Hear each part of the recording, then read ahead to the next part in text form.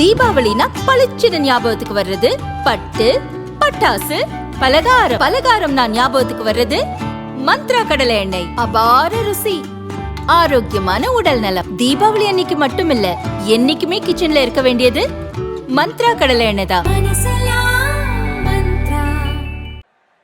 ஒரு கூட்டம் கொஞ்ச காலமா ஒரே பாட்டை பாடிக்கிட்டு, அதாவது யார் அரசியலுக்கு வந்தாலும் ஒரு குறிப்பிட்ட கலர் அவங்க மேலே பூசிட்டு, இந்த பூச்சாண்டி காட்டிக்கிட்டு, இந்த மக்களை ஏமாத்திக்கிட்டு, ஆனால் இவங்க மட்டும் இந்த அண்டர் கிரவுண்டு டீலிங்லாம் போட்டுக்கிட்டு,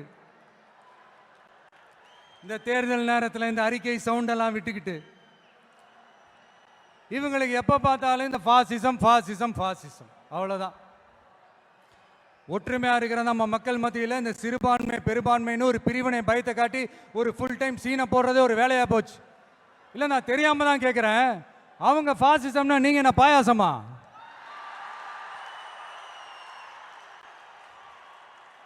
நீங்களும் அவங்களுக்கு கொஞ்சம் கூட சளைக்காதவங்க தானே. மக்கள் விரோத ஆட்சியை திராவிட மாடல் ஆட்சின்னு சொல்லி மக்களை ஏமாத்துறீங்க.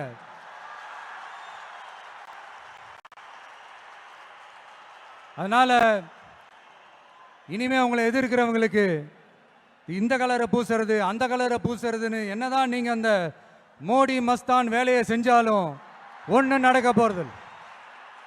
நாங்க இப்பவும் சொல்றோம், எங்களுடைய இந்த டிவி கேட்கலாம் நாங்க டிசைட் பண்ணியிருக்கிற இந்த கலரை தவிர வேற யாரும் எந்த கலரும் அடிக்கவே முடியாது.